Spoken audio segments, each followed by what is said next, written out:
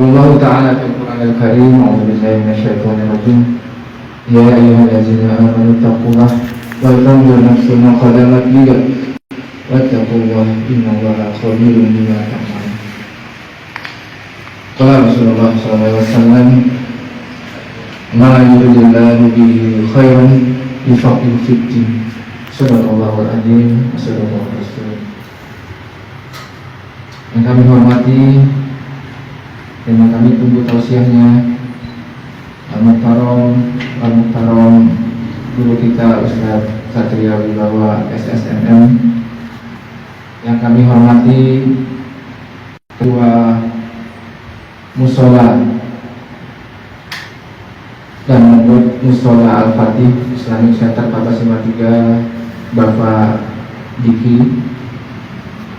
Yang kami hormati Ketua MD 453 Bapak Cahya dan jamaah yang tidak bisa kami sebutkan satu persatu namanya, namun sedikit pun tidak mengurangi rasa hormat kami. Tidak ada kata dan ucapan yang pertama kita aturkan selain untayan puji syukur kita kepada Allah Subhanahu wa Ta'ala yang telah mencurah limpahkan rahmat dan karunia kepada kita, baik yang kita sadari maupun yang tidak kita sadari, baik yang kita minta maupun yang tidak pernah kita minta, namun kita rasakan nikmatnya hari ini. Allah Azza wa Jalla, dialah yang menciptakan langit, bumi, bulan, bintang, lautan, gunung, dan hamparan bumi, yang itu semua Allah ciptakan tanpa bantuan siapapun dan tanpa bantuan apapun. Untuk itulah sudah selayaknya kita tidak menduakannya dengan apapun dan dengan siapapun. Semoga setiap langkah kita pada hari ini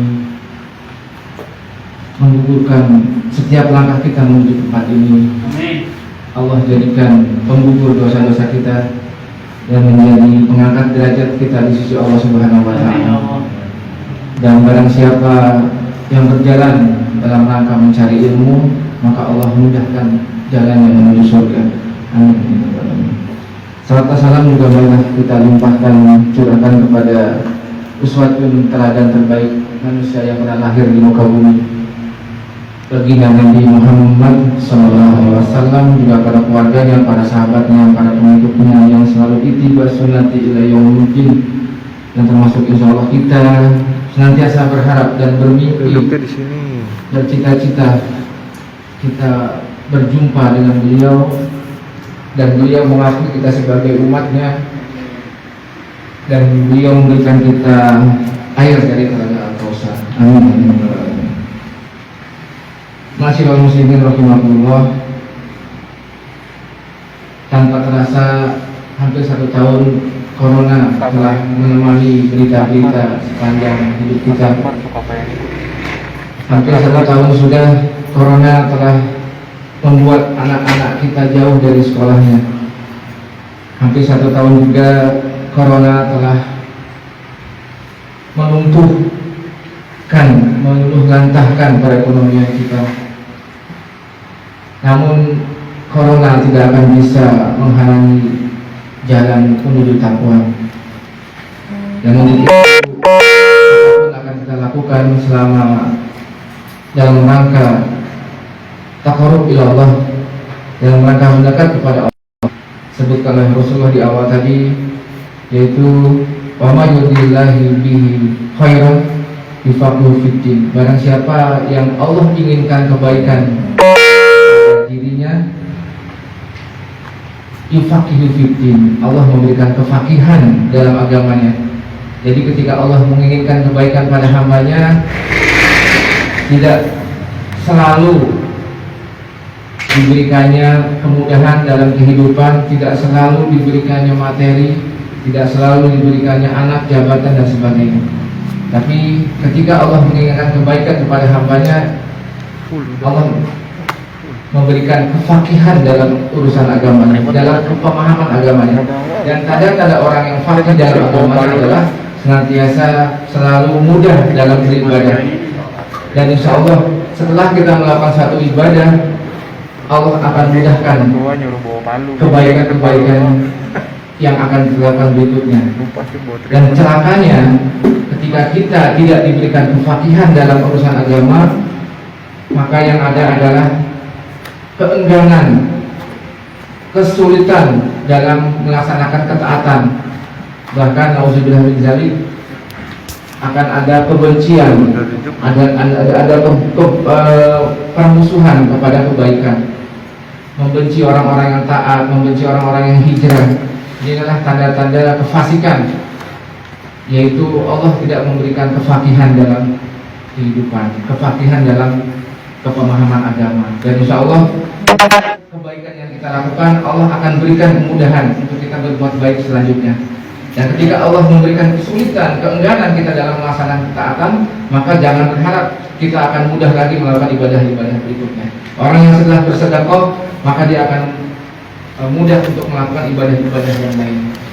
Dan itu salah satu ibadah yang kita hari ini usahakan, ikhtiarkan.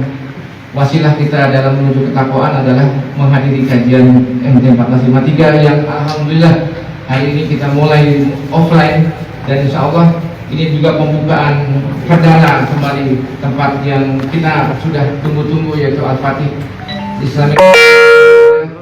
Untuk itu marilah kita buka acara ini dengan sama-sama membaca suratul Fatihah. Semoga Allah meridhoi kita semua dan memudahkan acara perdana ini, dan seterusnya kita akan melakukan kajian di tempat ini. Ila hadiniyah wa ni'mal solihah. Al-Fatihah. A'udzubillahi minasyaitonir rajim. Bismillahirrahmanirrahim. Alhamdulillahirabbil alamin. Arrahmanirrahim. Iyyaka na'budu wa iyyaka nasta'in. Shiratal ladzina an'amta 'alaihim. Amin. Untuk menambah keberkahan acara ini, marilah kita dengarkan pembacaan kalamillahi yang insyaallah akan dibacakan oleh adik kita Bagus, surat Al-Taubah ayat 18. Pada beliau.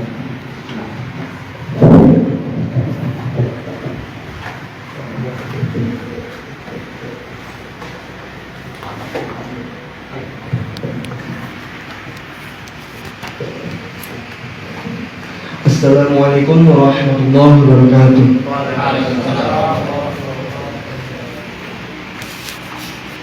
أعوذ بالله من الشيطان الرجيم.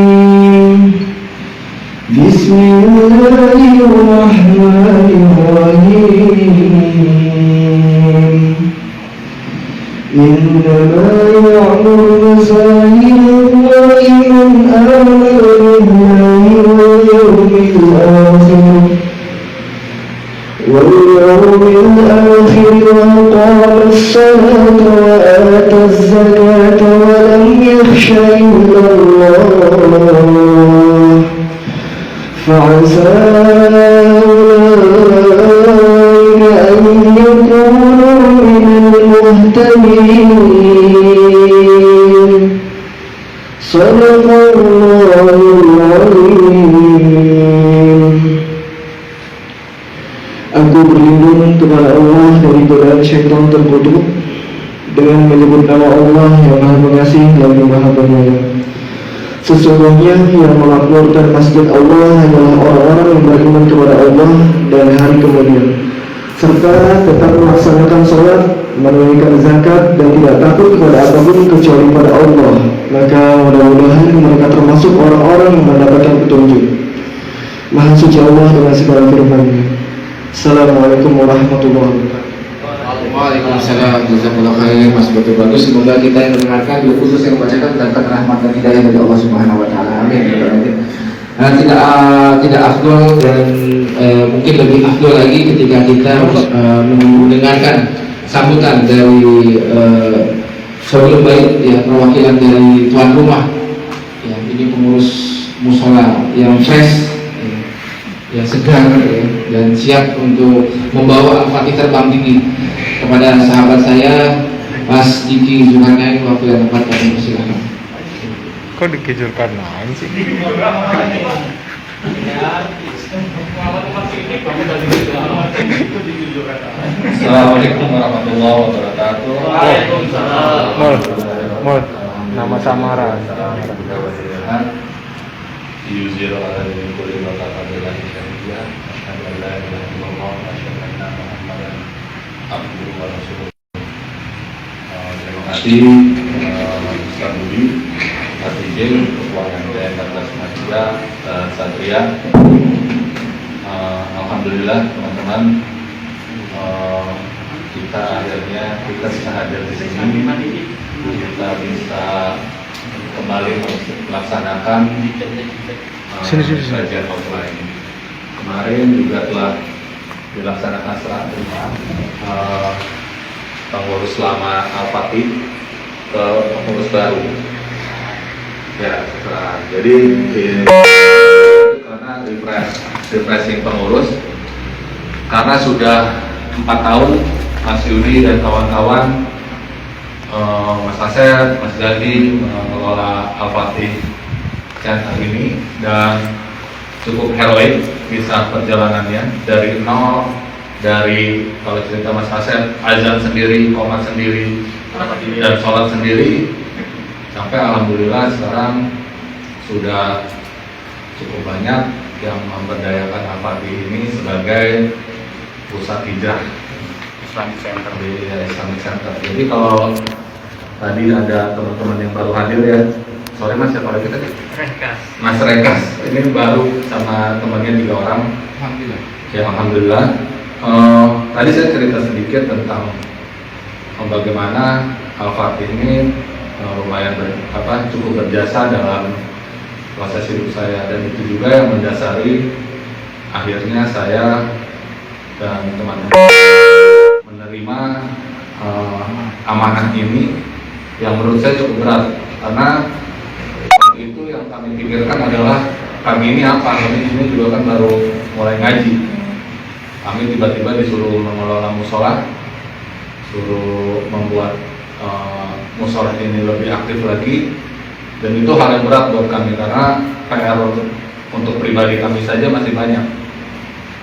Makanya prosesnya hampir 2 bulan itu berlangsung, tunjuk-tunjukkan siapa ketua, siapa ini. Dan itu stuck, nggak ada putusan. Dan alhamdulillah akhirnya saya mungkin agak nekat juga ya, tapi insya Allah nekatnya nekat fisabilillah lah. Amin. Karena buat saya dan teman-teman, tanggung jawab ini merupakan proposal. Ketika nanti kami yang banyak dosa ini harus menghadap Allah, dan mungkin proposal ini bisa menyelamatkan para pengurus. Nah, PR-nya sih memang setelah kami awalnya gelap juga dengan kondisi Al-Fatih ini. Al-Fatih itu kayak apa, pengelolaannya kayak apa, dan kenapa saya luar biasa secara pembiayaan, secara kegiatan ini seperti apa, sedangkan kami tidak punya pengalaman mengurus musola. Tapi setelah dijabarkan oleh Mas Yudi dan kawan-kawan, memang kekuatan Al-Fatih ya di jamaahnya. Ketika jamaah rasa memiliki Al-Fatih, menjadikan Al-Fatih ini tempat beraktivitas, tempat berkegiatan, itu menjadikan Al-Fatih menjadi hidup. Makanya segera mungkin kita PR pertamanya adalah membuka Al-Fatih ini untuk kegiatan offline, tapi tentu dengan prosedur kesehatan, protokol kesehatan yang ketat. Dan ini juga yang kami harap, kami kemarin juga sudah memberikan info ke beberapa majelis taklim yang berkegiatan di Al-Fatih. Jadi kalau di Al-Fatih ini ada MT 1453 untuk bapak-bapak, ada MT Anissa ibu-ibu, Madrasah Salihat remaja putri, Yung Ngaji remaja laki-laki, Yung Ngaji muda prabalik, ada TPA juga kami sudah kirimkan untuk mengajak memang memakmurkan kembali Al-Fatih, tapi dengan modifikasi masa pandemi. Fungsinya apa? Fungsinya itu internal eksternal sebenarnya. Eksternalnya adalah bahwa ya kita tahu sendiri bahwa ini ada peraturan yang harus kita penuhi. Kalau kita langgar juga akan menyulitkan kita semua, dan juga untuk melindungi kita dan keluarga dan selama kita berkegiatan di Al-Fatih. Dan fungsi kami yang kami tangkap di awal sejak diminta menjadi pengurus, bahwa tugas kami sebenarnya satu. Tugas kami adalah melayani teman-teman jamaah majelis taklim yang mau berkegiatan di sini. Sudah, tugas kami itu. Kami akan melayani semaksimal mungkin. Makanya proyek pertamanya kemarin adalah kerja bakti. Bapak-bapak luar biasa semangatnya kan. Pak Ketua menghasilkan mahakarya gudang yang bersih. Ya kan? Ada Mas Julung semua terlibat dalam kerja bakti ini. Harapannya itu adalah bahwa jamaah itu merasa memiliki Al-Fatih dan kita mau berkegiatan di sini. Jadi buat saya itu, saya mengajak juga untuk semuanya untuk silakan berkegiatan di Al-Fatih, silakan berkoordinasi dengan pengurus. Ada saya sementara ini dipercaya menjadi ketua. Terus ada Pak Haji Arif, itu bidang program dan dakwah. Jadi nanti kalau yang butuh uangan, saya mau pakai tiap hari Kamis jam sekian, silakan menghubungi ketua bidang dakwah, karena kita akan buat lebih teratur dengan prosedur kayak gini. Kayak hari ini kita sebenarnya siapkan 2 ruangan, atas dan bawah. Atas kita udah kondisikan ada CCTV, audionya juga dihidupkan, jadi nanti buat teman-teman yang kepenuhan harap ke atas aja nggak ada masalah. Nah terus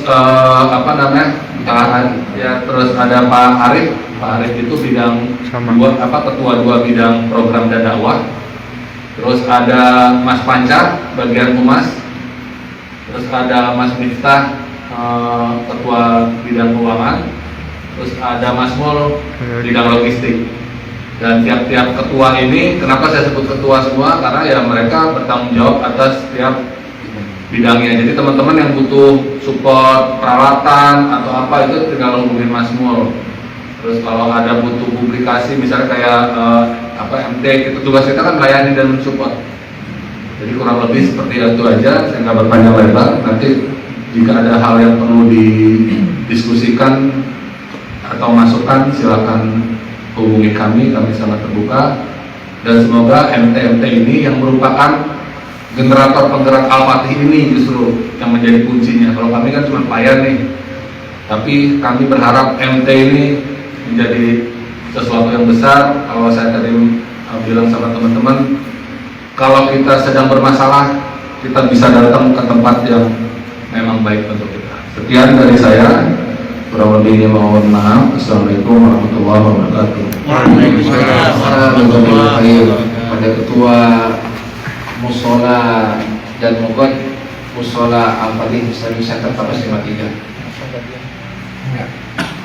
Selanjutnya mari kita dengarkan sambutan. Nah, ini kita tunggu dulu ketua dari MT Kapas 53 yang secara resmi juga kita akan mengawali kajian secara offline. Kepada sahabat saya Mas Cahya atau Mas DJ, bertempat kami persilakan.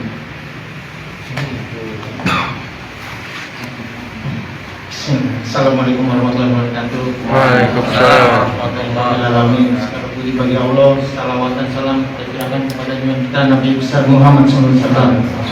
Terhormat guru kita Ustaz Kang Satria. Terus sahabat saya, wakil ketua Mas Iman Budiman, para jemaah sekalian, pada ketua DKM yang baru juga yang saya hormati. Saya rasa ini udah kesekian kali kita buka tutup Al-Fatih secara offline. Sekian kali juga saya sambutan terus ini, ditodong terus sambutan. Dan sambutannya saya rasa udah diborong sama Mas Iman Budiman, sama Mas Diki tadi. Saya nggak panjang lebar, waktu terus berjalan. Cuma satu aja dari kami 1443. Selamat kepada para pengurus DKM yang baru. Semoga dapat bekerja dengan hasil yang terbaik dan tetap istiqomah. Kita dapat bersinergi dengan semua MT yang ada di Al-Fatih Center ini. Saya rasa cukup sekian, lebih kurangnya mohon maaf. Assalamualaikum warahmatullahi wabarakatuh. Waalaikumsalam warahmatullahi wabarakatuh. Diminta sepatah 2 patah beneran, sepatah 2 patah. Jazakallahu khair kepada Mas DJ. Baiklah, Bapak-bapak sekalian, jamaah MT Kapas 53. Sekali lagi bahwa mulai Sabtu ini, insya Allah Sabtu berikutnya kita akan menghemat kuota dengan tidak melakukan kajian online lagi. yaitu kita alihkan kontra, kita alihkan dengan bensin untuk hadir ke Al-Fatih. Masyaallah muslim rahimahullah, inilah kita tunggu-tunggu, yaitu masuk kepada agenda acara kita, yaitu kajian yang akan insyaallah akan digawangi, akan dikawal oleh guru saya, guru kita semua, Kang Satria Wibawa. Pada beliau tafadhol.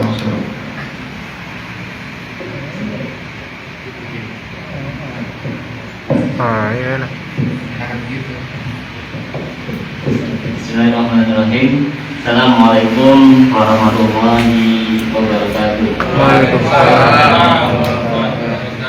Yang saya hormati para ketua, ketua 1, ketua 2, ketua NT, ketua Musola, ketua RT, ketua RW, ketua rumah tangga, ya, sebagainya masing-masing. Ketua pos 2 juga ada di sini. Tapi puji syukur kita panjatkan kepada Allah Subhanahu wa taala atas segala nikmat yang diberikan kepada kita, ya, baik yang kita sadari ataupun tidak, ya. Kemudian salam semoga selalu tercurah kepada junjungan kita Nabi besar Muhammad sallallahu alaihi wasallam, kepada para keluarga, sahabat dan para pimpinan di akhir zaman. Ya, mohon maaf kalau ekspresinya nggak kelihatan gitu ya, cuma hanya mantap gitu, tetapi tidak mengurangi rasa syukur saya, rasa bahagia saya hadir di tengah-tengah sobat taat, ya, saya sebutnya itu sobat taat, ya. Saya buat agenda ini sebagai bincang bareng Kang Satria, gitu ya. Kenapa Kang Satria? Ya karena agak lebih apa namanya? Apa bedanya Kang Sate? Lebih apa? Gitu ya. Kenapa kok nggak Bang Satria? Ya, hanya nggak enak kalau disingkat aja. Kang Satria. Ya. Jadi Kang Satria saja. Kang Ria aja. Kemudian karena saya juga dulu kuliahnya di Unpad, ya, jadi dulu waktu awal-awal kuliah mendengar kata akang teteh itu apa ya, nggak enak didengar gitu ya, permisi teh gitu ya, itu nggak enak banget gitu ya. Tapi karena yang 4 tahun di sana, ya mau nggak mau jadi terasa biasa gitu ya. Bahkan logat saya akhirnya kesunda-sundaan juga gitu ya. Jadi perkenalan, nama saya Satria Wibawa, panggilnya Kang Satria saja. Saya suami dengan 4 istri, anaknya, gitu ya. Anaknya masih perempuan semua. Doakan teman-teman, mudah-mudahan dapat jagoan seperti teman-teman yang sudah dapat jagoan. Amin ya. Seperti biasa bahwa di dalam setiap majelis ilmu, ya, insya Allah tadi sudah dibuka. Saat ini kita dilingkupi atau dihadiri oleh ribuan malaikat, ya.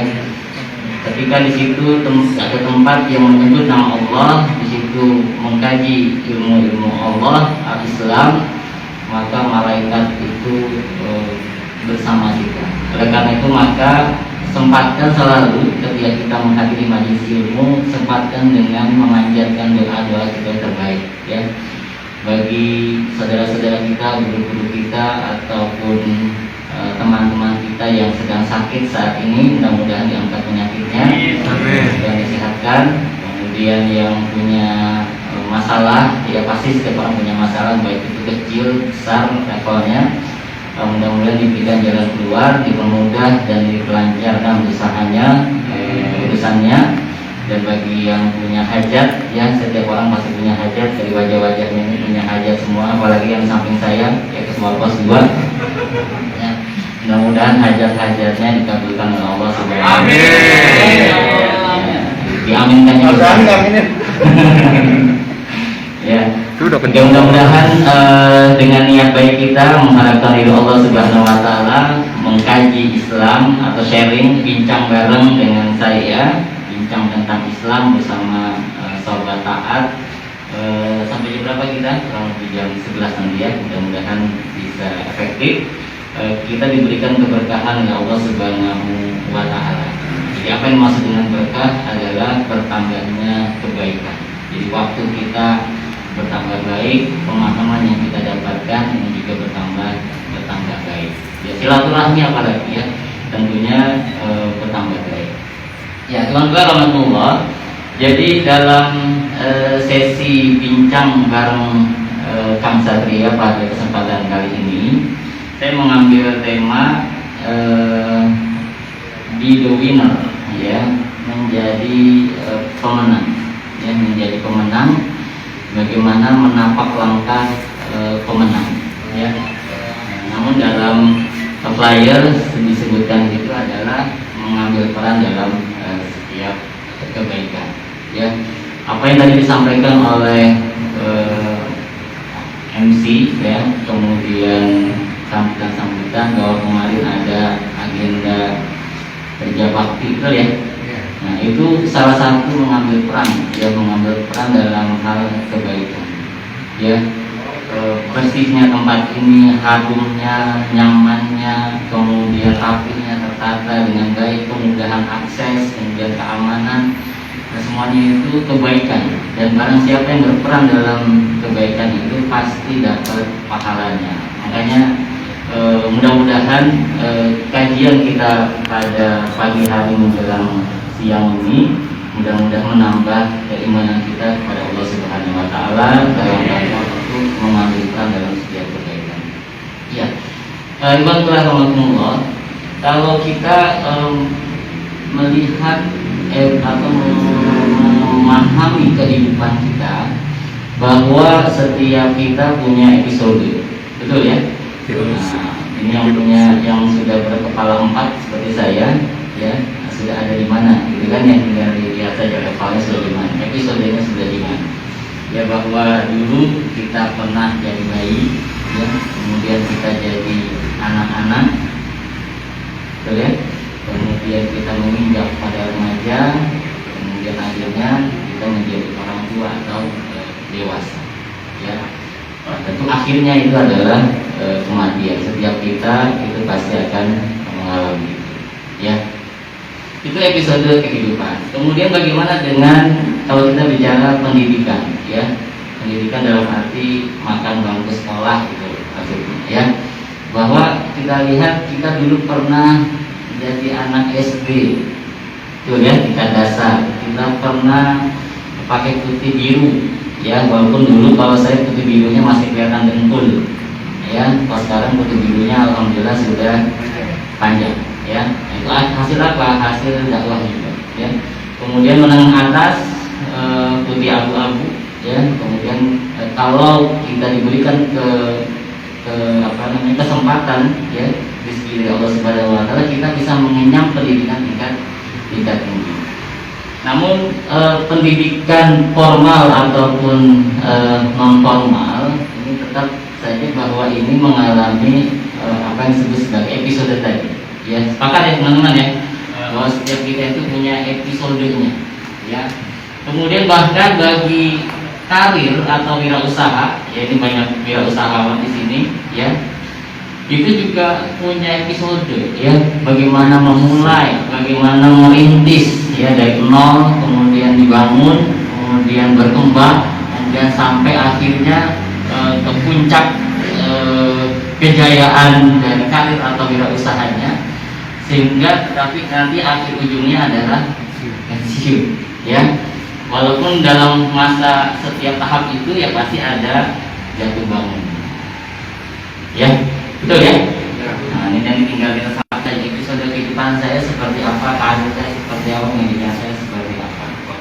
Nah, yang ingin saya sampaikan di sini adalah bahwa, ya, hidup itu selalu dalam, karena selalu always, ya.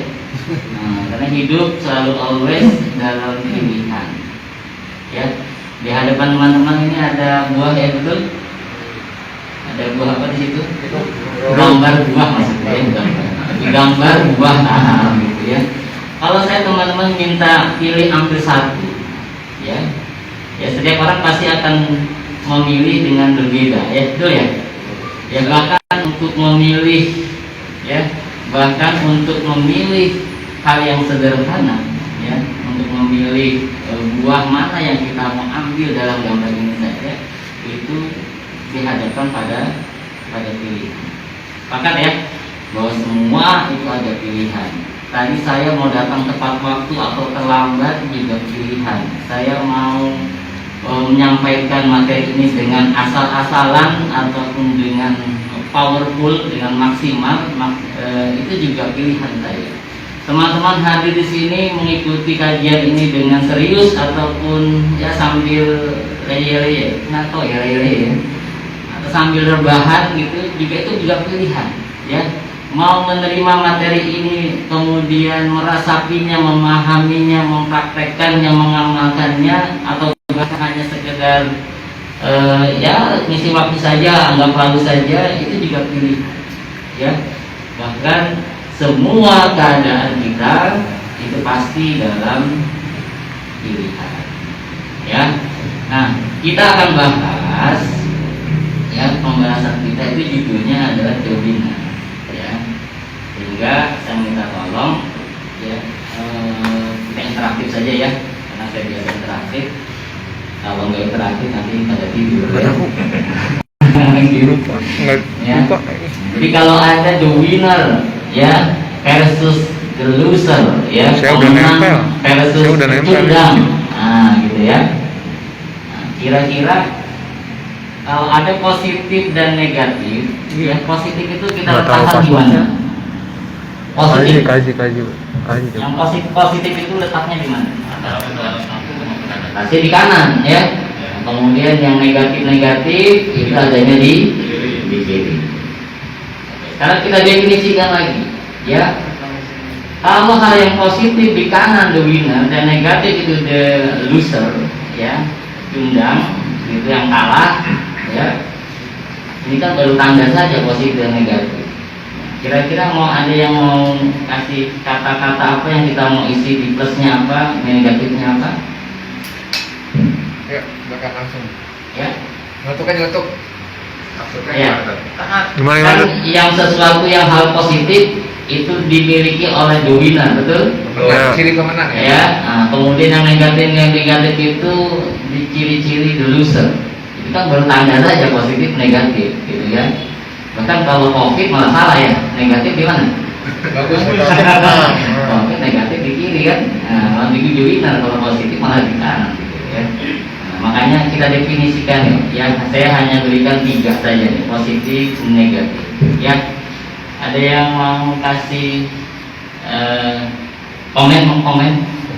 Ya.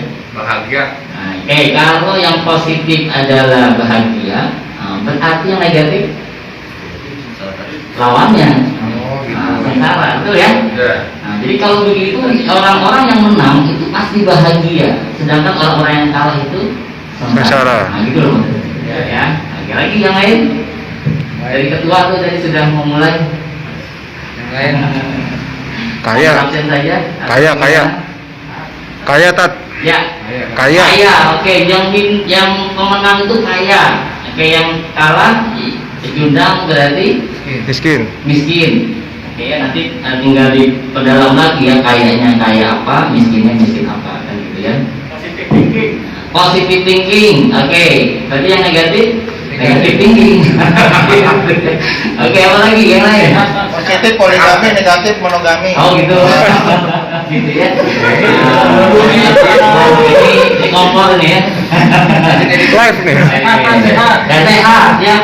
Yang positif sehat. Kemudian yang loser sakit. Nah, apa lagi? Ya dikumpulkan saja. Belum ada yang disebutkan apa yang saya tulis sasarannya. Tenang. Oke, yang tenang itu winner misalnya ya. Nah, lawannya tenang? Bisa. Wah, gitu ya galau. Yang satunya taat, yang satunya maksiat. Oke, lanjut. Lagi. Sabar. Satunya lagi? Tidak sabar. Lanjut. Terburu-buru. Jujur. gitu ya. Jujur maksudnya berbohong gitu ya. Waktunya udah habis lah ya, jadi ketahuan ya. Gitu ya. Jadi dominan pemenang itu ciri-cirinya tertinggi, ya. Maka loser itu terendah. Kalau bicara pendidikan, ya IPK tertinggi, IPK terendah, nah itulah ya. Kalau misalnya penghasilan, ya penghasilan tertinggi, penghasilan terendah, nah gitu ya, prestasi gitu ya. Kalau misalnya the winner rajin, ya yang satunya berarti malas, ya. Tercepat, nah yang satunya berarti terlambat. Ya ini contoh saja. Jadi silakan nanti diisi plus minusnya, ciri-cirinya seperti apa, ini hanya sekedar contoh saja. Nah oleh karena itu, ikhwatullah rahmatullah, karena hidup adalah selalu always dalam pilihan, maka kira-kira teman-teman mau pilih yang mana?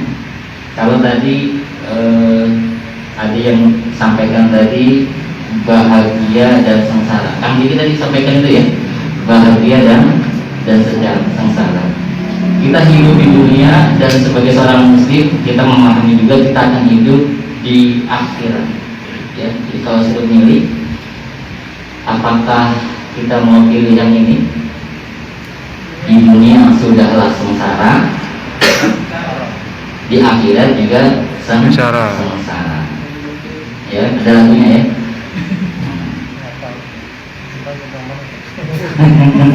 Mancing ya. Ya, oke. Di dunia sengsara, di akhirat sengsara. Ya, mau pilih yang ini atau yang ini? Ya, nggak apa-apa deh di dunia sengsara asalkan di akhirat bahagia. Ah, gitu. Ya, Mau pilih yang ini? boleh juga, boleh juga. Ada pilihan lain nggak? Ya, ya.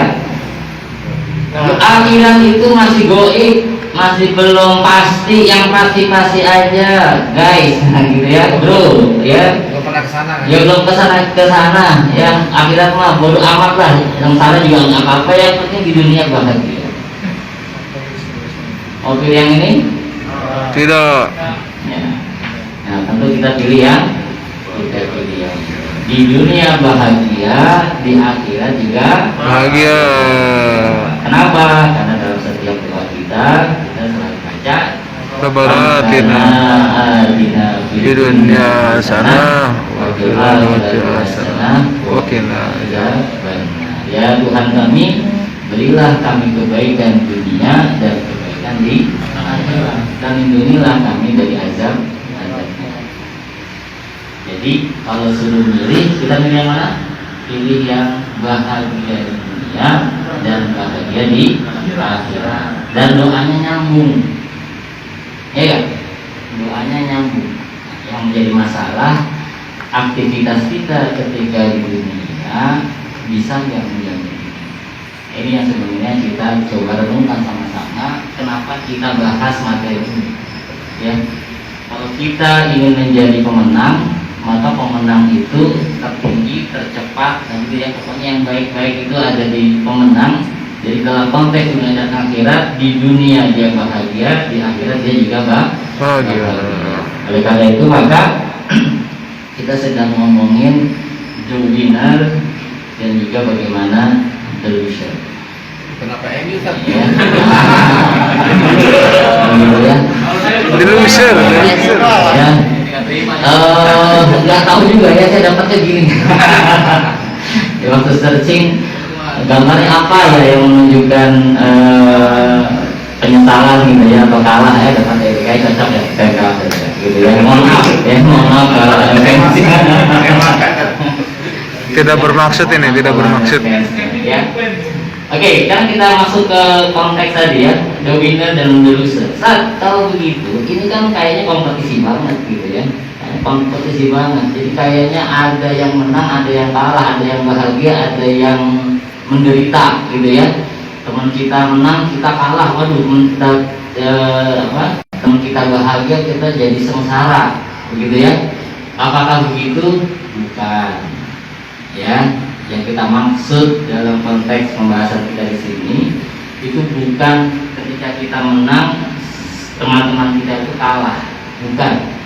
Ya, ini bukan masalah perlombaan yang menang dan yang kalah, sehingga kalau kita kalah yang lain jadi menang, kalau kita bahagia yang lain menderita. Bukan, ya.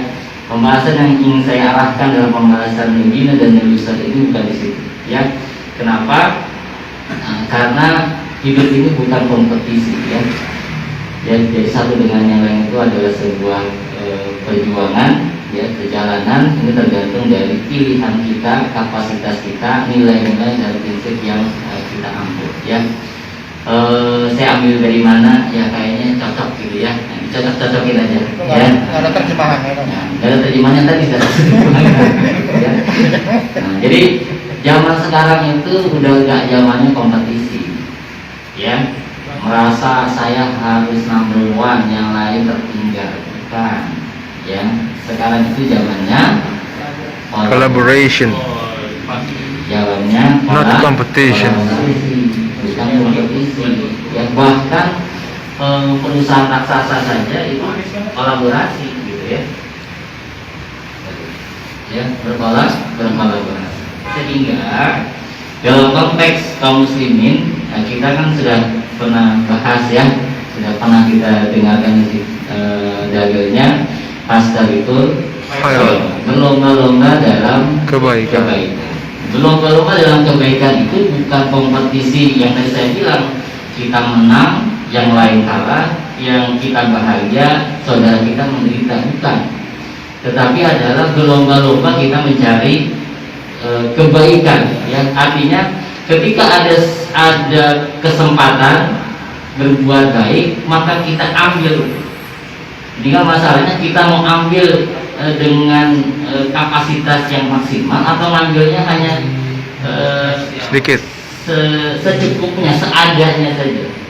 Jadi kalau kita ambil secara maksimal itulah pemenang, tapi kalau ngambilnya cuma secukup saja, ya kita akhirnya menjadi orang-orang yang kalah, gitu. Karena kita nggak bicara bersaing dengan teman-teman kita nggak bicara bersaing dengan saudara-saudara kita, ya. Tetapi kita bicara berlomba-lomba dalam kebaikan. Sudah nyambung belum nih urutan logikanya, ya, urutan materi yang ingin saya bahas? Udah dikit-dikit. Oke, sekarang bagaimana caranya? Nah, bagaimana caranya? Yang pertama adalah sadar diri, ya, berarti bicara ke dalam. Kemudian yang kedua itu adalah sadar tujuan kita, dan yang ketiga adalah how-nya, langkah-langkah kesananya itu seperti apa. Jadi kalau dalam pembahasan sebuah kitab itu ada berpikir serius. Nah, serius itu cirinya ada 3, ya. Tahu tempat asal, ya. Tahu, yang kedua adalah tempat tujuannya. Nah, kemudian yang ketiga itu cara dari tempat awal ke tempat tujuan. Itu namanya orang yang serius, ya. Muyul. Paham, ya? Jadi misalnya besok kita mau ke Bandung, kita mau jalan-jalan ke Bandung nih, mau riset ke Bandung, ya, tanggal 29 Februari, ya, kan? Asik. Ya, tanggal 29 Februari tahun 2024, ya, kalau nggak bisa, gitu, ya. Nah, ketika kita mau ke Bandung, berarti kita sudah tentukan tujuan kita. Kita dari Jakarta, berarti tujuan kita di Jakarta. Nah, bagaimana supaya kita dari Jakarta ke Bandung, ya kita harus tahu sadar langkahnya itu bagaimana. Ya, sudah tahu mau ke Bandung, tapi pilih pesawat ke Palembang, ya nggak serius namanya. Jadi kalau mau serius ya pilihnya travel ke Bandung, charter mobil ke Bandung, cari jalan ke Bandung, bukan yang berlawanan, gitu, ya. Jadi bagaimana caranya kita menjadi pemenang? Ya, ada 3 cara, ya. Sadar diri, sadar tujuan, sadar langkah. Namun dalam kesempatan kali ini kita hanya bahas satu saja, ya. Sadar diri. Yang hidup menampak langkah pemenang dengan cara Sadar diri. kita. Ya, ini sudah pernah dibahas, ya. Ya, dalam pembahasan akidah, kalau kita menyesapi diri kita sebagai al-insan, sebagai manusia, sebagai makhluknya Allah Subhanahu wa Ta'ala, maka ada 3 pertanyaan mendasar yang setiap kita harus menjawab ini. dari mana kita berasal, untuk apa kita hidup, dan kemana setelah mati. Dan kalau kita bisa menjawab ini, maka dari jawaban itulah sebagai penentu seseorang akan menjalani kehidupannya. Ya, ini sudah dibahas, jadi nggak dibahas lagi. Ya, oke. Yang ingin saya sampaikan adalah di sisi manajemen dirinya. Ya, barang siapa yang hari ini lebih buruk dari hari kemarin, maka ia celaka. Barang siapa yang hari ini sama dengan hari kemarin, maka ia merugi. Dan barang siapa yang hari ini lebih baik dari hari kemarin, maka ia beruntung. Nah, dalam konteks ini, yang beruntung itu berarti the winner. Jadi kalau kita mau menjadi pemenang, ya kita harus menjadi orang beruntung. Beruntung itu bagaimana? Yang hari ini lebih baik daripada hari kemarin. Sesungguhnya amal itu terletak pada hasil akhirnya. Oke, sekarang kita praktek ya. Kita praktek dalam manajemen itu ada analisis manajemen itu yang disebut dengan analisis SWOT. Sebenarnya banyak toolsnya ya. Tapi saya ambil satu saja ya, yang paling familiar ya bagi teman-teman yang di manajemen ya, kemudian yang ada di dunia trainer ataupun apapun, sebenarnya analisis ini bisa dipakai ya. Oke, kita cek yang pertama, analisis SWOT itu ada strengths ya, kekuatan ya, kemudian W itu ada weakness ya, itu adalah kelemahan, kemudian opportunities itu adalah peluang atau kesempatan, dan threat ini adalah ancaman. Oke ya, kita praktek boleh ya? Kita praktek ya. Ini ada form gitu ya, ada form. Kalau ada handphone ya di handphone saja silakan, kalau ada pensil atau pulpen ya tinggal ditulis ya. Kita bicara introspeksi diri kita nih, ke dalam ya. Kita ingin menyadari diri kita, kita mau analisis diri kita ya. Saya menyediakan 5 list ya, 5 daftar ya. Silahkan ditulis dengan gaya tulisannya masing-masing atau dengan bahasanya masing-masing. Saya itu punya kekuatan apa saja sih dalam diri saya. Nomor 1, GB itu apa? Bukan. Ya maksudnya apa, silakan ya, kekuatannya apa ya. Nomor 1 apa, 2 apa, 3 apa, silakan. Bisa dilihat dari fisik kita, bisa dilihat dari fisik kita, bisa dari waktu yang kita punya. Nomor 1 apaan? Bisa dari ini kekuatan kan mau nulis kan? Namanya? Bisa dari keluarga kita gitu ya, atau hal-hal yang sifatnya itu dari dalam dan itu membantu ya. Ayo dimulai Ya, ya silakan. Jadi ditulis masing-masing. Nanti kita ambil beberapa volunteer. Jadi nomor 1 syahwat ya. Satu kekuatan. Jadi ini adalah caranya. Ya kan kita kan nggak mau hanya sekedar teori ya. Jadi kita coba menganalisis diri kita. Sebenarnya kekuatan saya itu apa? Ya, saya ahli IT, ya itu kekuatan itu. Ya, saya analitik, berpikir logik, analitik. Kemudian jiwa saya jiwa seni, hasil begitu. Kemudian saya itu penyayang, saya itu empati orangnya. Nah itu kekuatan, ya kekuatan. Banyak daftarnya sebenarnya, tapi kita ambil 5 saja. Ya, sudah? Ya, selesaikan dulu satu-satu ya. Saya apalagi live ini, gimana nulisnya? Itu di sini ditulis boleh, ya.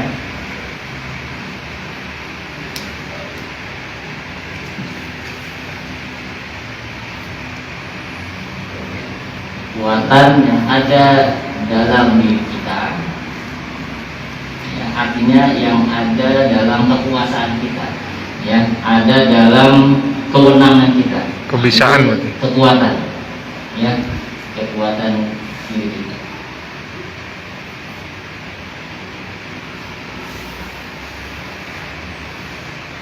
Ya, sifatnya dari dalam, dan ini mensupport ya, membantu.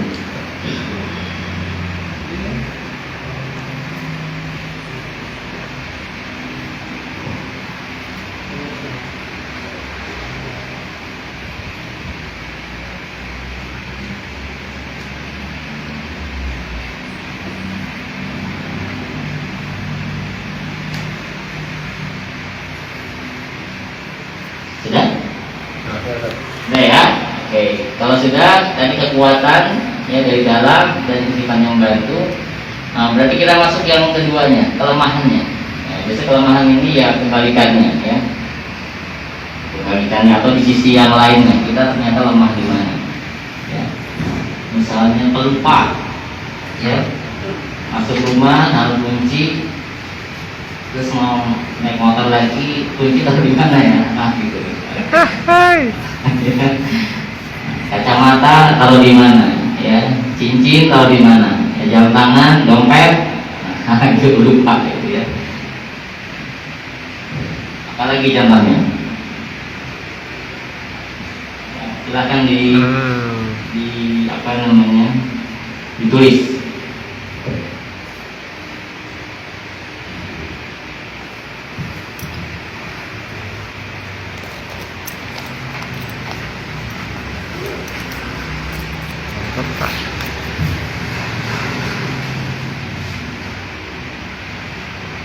Saya punya kelemahan atau apa misalnya?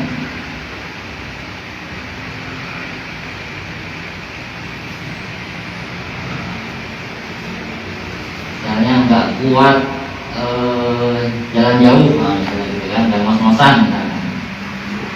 Apalagi? Ya, silakan bisa, ya. Jangan nyontek ya. Ini masing-masing ini, jangan nyontek ya.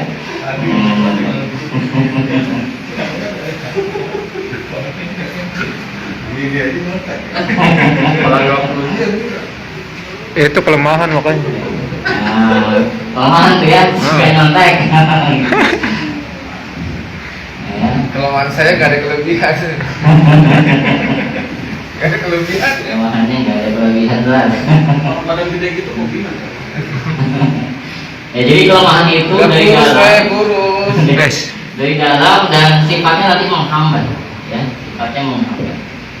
Nah, ya. Ya apa ya, pagi ini kita belajar manajemen ya. Manajemen diri. Oke, lanjut. Ya, sudah? Belum? Sudah. Oke, kalau sudah, kita masuk ke poin yang ketiga, ya. Nah, poin yang ketiga itu adalah ada peluang. Ya, peluang itu sifatnya dari luar, di luar kekuasaan kita, adanya di luar. Tapi dengan keberadaan ada di luar itu, ini sifatnya mensupport, ya, ya, sifatnya positif. Ya, peluang. Apa contohnya peluang? Ya, teman-teman jadi jamaah MT itu peluang, ya, betul ya? Bener. Peluang beramal soleh lebih masif, ya, karena diingetin, di-share, kemudian diundang, dengan agendanya banyak, nah, itu peluang-peluang, ya. Apalagi peluang yang lain, ya, bisnis, ya, silakan. Menambah ilmu, nambah kompetensi, nambah keahlian, ya, lihat saja di sekitar kita, ya. Rumah saya dekat musola, ya, berarti peluang untuk sholat berjamaah itu akan lebih Udah. besar dibandingkan dengan orang yang rumahnya jauh dari musola, ya, misalnya tinggal di komplek yang mendapatkan masjid aja susah, betul ya? Ya kan? Nah, teman-teman atau saya misalkan dekat musola, ya, sehingga peluang untuk bangun lebih awal karena ada tahrimnya, ada apa namanya, super tahrim ya, ada baca Qurannya, nah itu menyebabkan kita terjaga ya sebelum subuh itu. Berarti peluang untuk beribadah lebih awal, ya. Nah, Seperti itu contohnya ya. Jadi lihat diri kita, dilihat dari luar sekitar kita ya. Ini peluang-peluangnya ya. Punya grup WhatsApp banyak, nah itu juga peluang ya. Peluang untuk dakwah, peluang untuk bisnis kita bisa nge-share ya. Apalagi ya, silakan dengan versinya masing-masing ya, karena setiap orang versinya beda-beda. Kalau sudah, nah berarti selanjutnya yang terakhir adalah apa ancaman yang kita hadapi ya, yang dari luar, yang sifatnya ada di luar dan itu menghambat kita, menghambat kita untuk menjadi dominan tadi ya, karena konteksnya kita dari dominan tadi ya. Ancaman itu udah terlihat berarti ya? Boleh terlihat, boleh tidak, yang penting dia adanya di luar diri kita. Nah gitu. Ancaman apa misalnya, calon mertuanya galak, nah kayak gitu ya. Ancaman istri kan? Istri suka macam-macam. Macam-macam ya, silakan. Nah, dituliskan saja ya. Siapa tuh Jawa ya? Ini kan baru 5 kan? Silakan didetailkan ke sebanyak ya. Jadi dikelompokkan ya. Saja Biasanya 27 doang. kalau majelisnya itu training itu biasanya ada kertas-kertas yang ditempel-tempel di sini ya. Ini nggak mungkin lah kalau di sini ya. Kita ya. Sudah? Kalau kita Ya, jadi ada kekuatan itu adanya di dalam ya, dan ini mensupport membantu nanti. Kelemahan itu juga di dalam ya, internal kita yang menghambat. Kemudian ada peluang juga adanya di luar, sifatnya positif ya, dan ancaman di luar juga sifatnya negatif ya. Atau menghambat.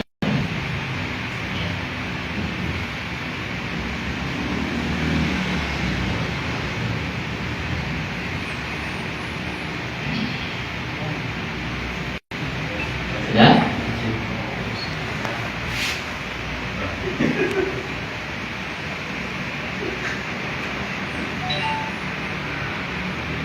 Sudah? Oke, ada yang mau bersedia? 2 orang lah ya, nanti kita bahas 2 orang.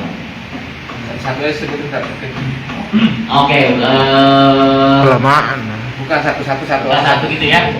Nah, boleh. Berarti sebentar, jadi saya stopnya mana nih? Skip ya. Nah, gitu ya. Berarti saya coba isi ya. Biar nanti Gedean tat. kita coba bahas. Ini kayak kurang fokus ya. Full screen. Fokus dikit. Gitu. Udah. Nah, ini ada agak putus ya. Kalau kan saya mau ketik. Bukan full screen ini ya. Kotak. Oh ini ya, di fullkan ya. View. Ini. Oke. Kemudian ininya ini ya. Cukup tat.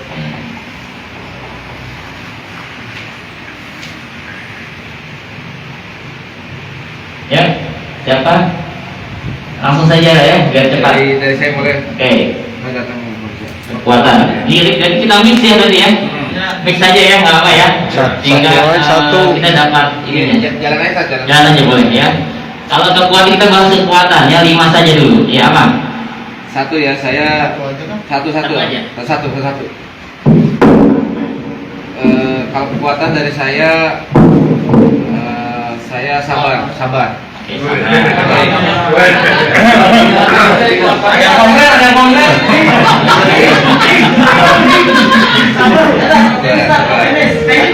Sabar. Optimis. Oke, ya. Enggak, jalan. Oh, jalan. Ya, oke. Saya. Mas J. Kalau saya suka kerapian dan kebersihan. Wah, ini baru tahu saya sih. Rapi dan bersih.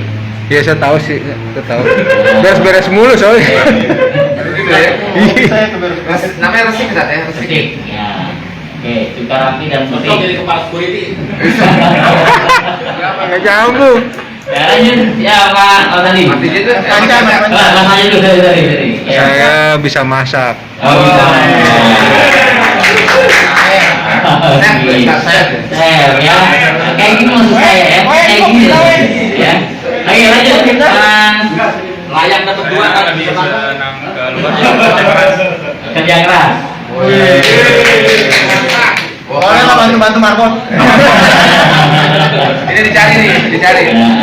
Ya lanjut. Cocok berdua ini. Penyayang.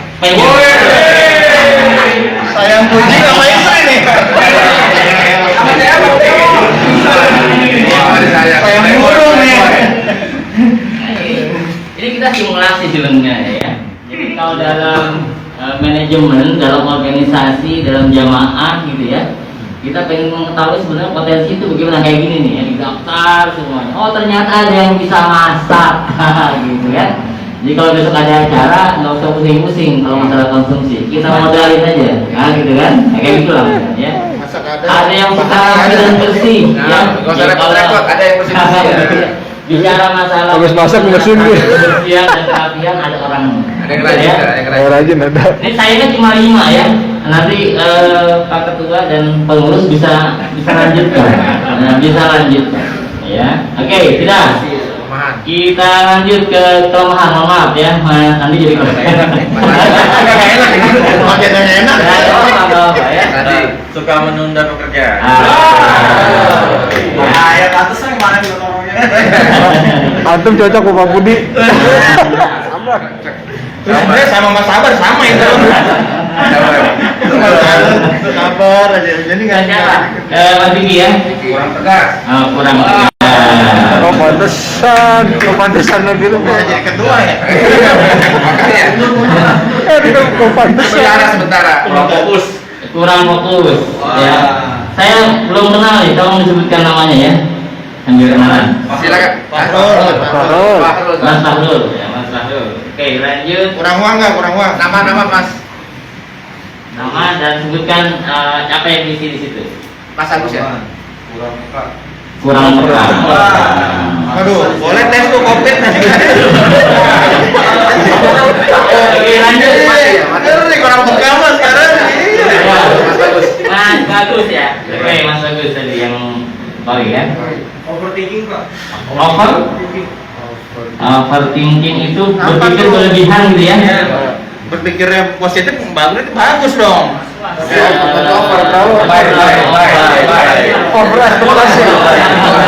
Apa deh maksudnya? Lebay. Negatif thinking kan. Overthinking itu terlalu berlebihan, tidak sesuai dengan seharusnya gitu ya. Contohnya Mas Agus, contohnya. Overthinking itu takut sama Kang Didi ya. Oh, gitu. Udah Didi baik gitu ya. Oke.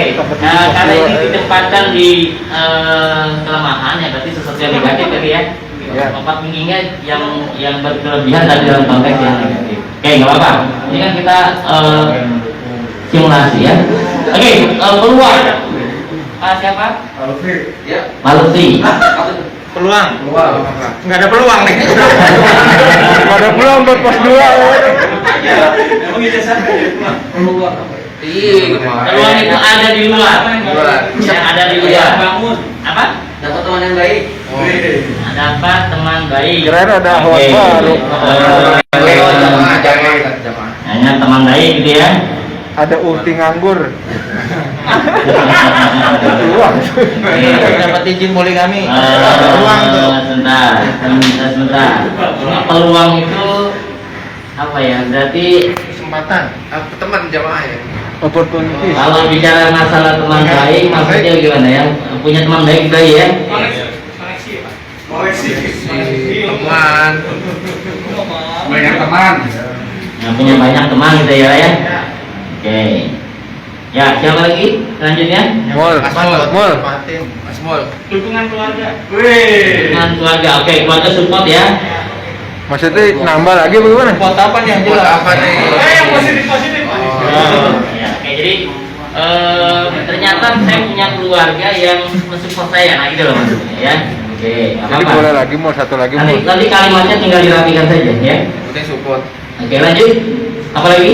Punya istri yang selalu mendukung, Pak. Oke, itu sama. Jangan nyontek, gue jangan nyontek. Nyontek nggak boleh. Oke, sebutkan poin yang lain aja. Istri yang selalu mendukung. Apa? Skill, Pak, skill. Skill, oke. Mau ngapa skillnya? Skill pakai skill. Skill ada di sana. Apa skillnya? Apa nggak ada skill yang tema? Skill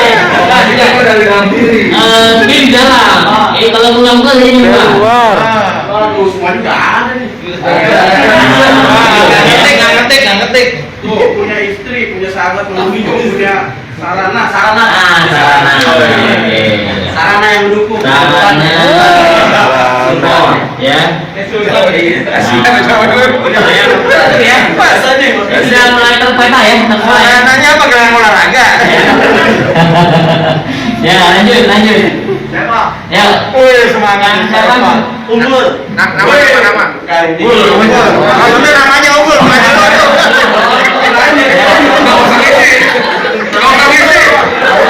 langsung isi nama sekalian nama sama itu sekalian unggul. Peluangnya apa yang dibagi kalian? Ya unggul. Lingkungannya bukan perokok. Wah. Baik. Itu belakang entry.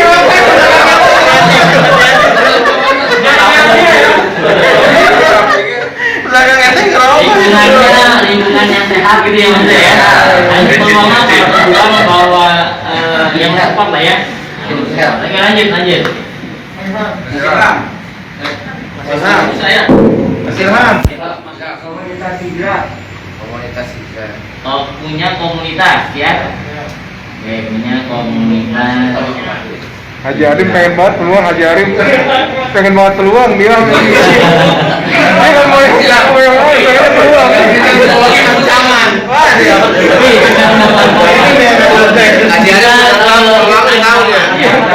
Ancaman Kondisi panggilan. Wah, ini menjadi ancaman dari suami pasien. Ancamannya godaan bidan. Ancaman suami pasien. ya. Oke, tetap fokus ya.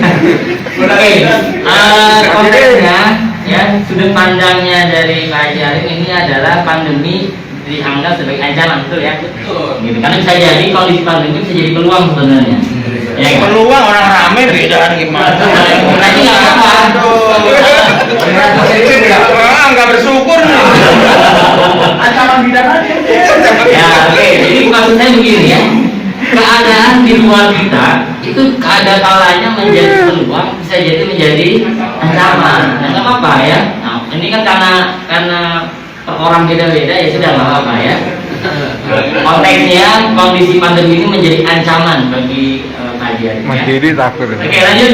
Istri ancaman. Paling banyak ancaman. 2 sampai 5 nih sebutin nih.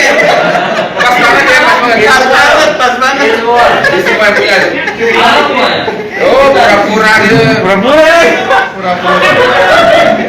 Masalahnya air semua nih. Ini kan di luar adanya. Iya, gitu. Ada di luar bukan di diri kita loh. Ancaman itu ada di luar kita. Jujur aja. Istri di luar. Ayo Dim. Omset kurang. Kurang. Omset kurang. Oke, maksudnya begini ya, biar saya pertegas gini ya. Kalau kalimatnya omset berkurang, maksudnya begini. Biasanya agak royal, biasanya bisa traktir, biasanya gitu ya. Karena enggak juga itu. Enggak. Enggak terbukti itu. Enggak terakhir enggak. Dengan omset yang berkurang, akhirnya kebaikan itu mengancam gitu ya. Nah, gitu ya. Jadi Kondisi ekonomi tadi akhirnya mengancam, gitu ya. Kondisi Kondisi nggak apa-apa, omset saja nggak apa-apa. Omset turun. Nah, ini jadi ancaman ya. Itu sama gak nggak bersyukur? Tetap bersyukur. Nggak bersyukur ya, dicabut nikmatnya. Dicabut nikmatnya ini nggak bersyukur. Ya, lanjut. Mas Andri. Mas Andri. Pergaulan bebas, tak? Ngeri. Lingkungannya Hai cabut. Ente ikut klub mana, Bang? Selamat dari penembakan, Mas. Bukan itu ke bro gym berapa kali? Serem banget. Ya, kayak kondisi lingkungan yang berguna bebas gitu ya. Kalau dalam konteks lingkungan anak itu lingkungannya bahasanya bahasa yang nggak bagus gitu ya sebenarnya ya. Oke, nggak apa-apa. Lanjut. Belakang. Bisa dengar di belakang. Betul. Ya. Punya banyak teman kafir, tak?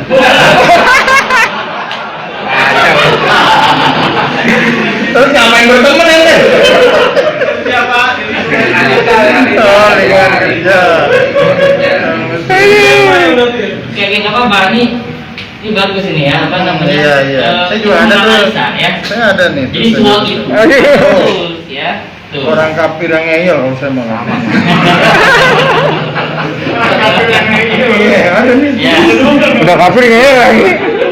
Mas siapa? Iswan. Mas Iswan. Naswan. Naswan. Oke. Fitnah. Jadi di tengah-tengah kita banyak fitnah gitu ya. Ayo Mas Ilung, satu lagi rangkum Mas. Oke, sudah ya. Oke. Satu lagi tuh, biar adil. Oh, ada lagi. Ya. Nggak mau. Apa? Oh, Apaan? Gua nggak kondusif. Nggak gini aja. Untuk yang satu orang, Mas siapa terakhir? Mas Ilung. Yang terakhir Mas Ilung. Ya. Nah ini mau ngisi yang mana terserah. Mau kekuatan, kelemahan, ancaman atau peluang terserah. Ayo Mas Ilung. Itu mayat itu udah semua cukup, udah mau Udah cukup. Cukup, tak? Cukup ya. Oke. Namanya simulasi. Ya ini simulasi saja. Mas Ilung mau ngisi semua. Tapi nggak bisa tadi. Ya. Oke. Tadi ya teman-teman ini karena ini beragam gitu ya. Tapi nggak apa-apa ini kita akan coba bedah ya. Ya. Jadi kalau kita mengisi daftar kekuatan dalam diri kita isi dengan nomor 1 sabar. Saya itu orang yang sabar, gitu ya. Nah, ini menjadi kekuatan kita nanti dalam rangka untuk menjadi pemenang, gitu loh maksud saya. Ya, dengan kesabaran itulah ketika saya dihadapkan pada sebuah amanah, gitu ya, saya sabar menjalaninya. Ya, saya sabar menghadapi cobaan-cobaan yang ada. Ya, ini insya Allah akan memudahkan saya nanti untuk menapaki jalan menjadi pemenang. Gitu loh maksud saya ya. Kemudian saya suka rapi dan bersih. Kenapa? Karena dengan suka dan rapi inilah akhirnya ketika saya mengajak orang akan lebih kelihatan kan eye catching gitu ya. Yang ngajaknya apa namanya acak-acakan kan berbeda dengan yang ngajaknya beres-beres dulu. gitu ya, paham ya teman-teman ya. Nah, kemudian saya bisa masak ya, saya bisa masak juga kekuatan ya. Ketika kemarin misalnya ada yang kebanjiran di posko ya, nah, kemudian di posko itu ternyata ada dapur umum ya, nah, ini kekuatan bagi saya. Yang lain nggak bisa masak, saya bisa masak, berarti saya punya apa namanya andil yang bisa lebih dibandingkan dengan yang lain, gitu ya teman-teman ya. Oke, kemudian saya juga pekerja keras ya, artinya nggak gampang nyerah, gitu ya, nggak gampang nyerah. Kemudian saya penyayang, berarti saya gampang berempati ketika ada teman-teman yang murung, gitu ya, bisa didekati, kemudian bisa berempati dengan apa yang dirasakan. Ini menjadi kekuatan ya, menjadi kekuatan.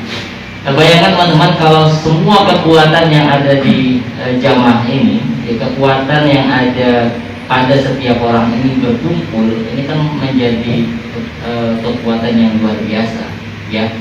Bisa mengisi kekosongan, bisa menambah kekuatannya, powernya, ya. Jadi kalau kita buat daftarnya, kekuatan-kekuatan ini bisa mengisi kekosongan yang ada atau memperkuat numpuk, betul ya? Nah, ini kayaknya bisa jadi kena kepada kita semua nih, ya, bisa jadi, ya. Kemudian kurang tegas, ya bagaimana saat kalau tegas banget kabur, ya. Kalau misalnya saya tegas nanti pada nggak dukung dan segala macam, ya. Padahal ada saatnya kita mesti tegas, ada saatnya kita mesti bijak, ya. Tegas sama bijak itu dua hal yang harus bersinergi, ya. Ya, isinya lebih tegas, gitu. Ya, oke. Kemudian kurang fokus, ya. Nah, kurang fokus ini memang nanti bisa dilatih, ya. Ya, kalau kurang fokus ini bisa dilatih nanti, ya. Kepekaan juga nanti jam terbang, ya. Overthinking ini berarti misalnya masalah setting saja, ya. Ini bicara masalah setting saja, ya. Mudah-mudahan dengan banyak kajian kita bisa menempatkan pada tempatnya sehingga kita berpikir itu sesuai dengan yang pas, gitu, ya. Oke, kemudian kita lihat peluang, ya. Peluang yang ada di teman-teman di kita ini, kita punya banyak teman baik, ya.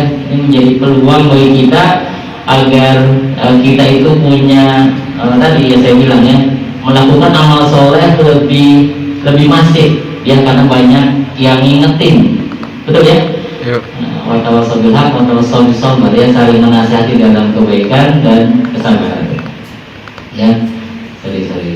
Ya, kemudian keluarga support, ya, mau ngaji, mau kerja bakti, gitu, ya, mau kajian dan segala macam, keluarga support, ya, alhamdulillah, ya. Kemudian sarana juga support, tempatnya dimanapun, insya Allah bisa tampil, nah misalnya gitu, ya. Apalagi, ya, sarana, ya, ini misalnya ada laptop, ada fokus, ada rock kabel, ada apa namanya tadi itu konektor, gitu, ya, dan segala macam, itu semuanya masuk sarana, ya. Kemudian lingkungan saya sehat dalam arti benar secara fisikal dan psikis, ya, karena hidup di tengah masyarakat yang penuh dengan yang tidak sehat, misalkan perokok, ya, bicara masalah kesehatan, atau bahkan lingkungan yang sering dengar dangdutan, misalnya, gitu, ya. Ada nggak? Gitu, ya. Atau tempat tinggal kita itu banyak aurat, gitu, ya.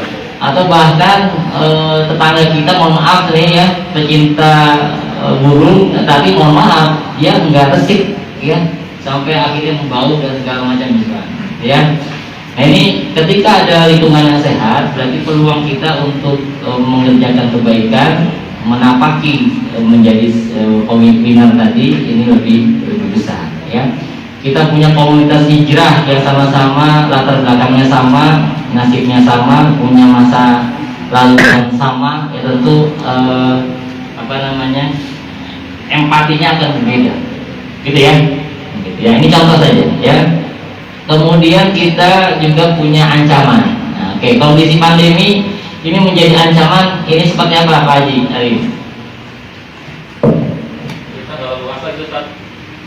Bagaimana? Nggak leluasa, ya. Nggak leluasa karena kondisi pandemi, akhirnya kita beraktivitas itu nggak leluasa, ya. Kemudian omset turun, begitu tadi yang sendiri, ya. Itu kan. Kemudian pergaulan bebas, ini godaan berarti, ya. Godaan, yang mudah-mudahan kita yang mempengaruhi, bukan kita yang mempengaruhi, gitu, ya. Kemudian yang keempat, banyak teman non muslim, apalagi kalau non muslimnya ini misionaris. Nah, itu luar biasa itu, ya. Akan menambah ancaman. Makanya mudah-mudahan dengan banyaknya kajian, banyak kesakofah yang kita dapatkan, kita bisa menurunkan ancaman yang kita hadapi. Termasuk juga banyak fitnah, banyak hoax di tengah-tengah kita, ya. Oke, itu yang bisa saya sampaikan, ya. Masih ada waktu sekitar 20 menit untuk kita diskusi, ya, baru satu arah, ya. Kita baru bahas tentang bagaimana caranya menjadi pemenang, ya kita mesti sadar diri, ya kita mesti sadar diri, sehingga nanti kita bisa mengambil peran dalam setiap kebaikan. Wallahu a'lam bishawab. Assalamualaikum warahmatullahi wabarakatuh. Waalaikumsalam. Jazakallahu khair Satria, Kang Satria. Teman-teman, karena tadi juga di awal adalah bincang-bincang kan, ya, jadi kita berharap ada audiensi, ya, ada tadi dialog ya, atau monolog tadi di awal yang kita buka dialog. Sedangkan teman-teman yang ingin menyampaikan pertanyaan atau pernyataan terkait sampai tadi pembahasan poinnya di sadar diri, ya, belum tadi sadar tujuan dan sadar langkah, ya, sadar diri dulu. Nah itu kita batasin di sini pembahasan. Mungkin insya Allah next Satria bisa lanjut ke pertemuan yang akan datang, yaitu sadar langkah. Sekarang, Mas Diki, silakan langsung. Assalamualaikum Ustaz. Ya, assalamualaikum.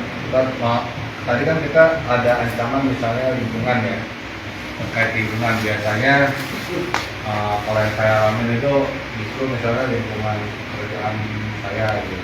Mereka dalam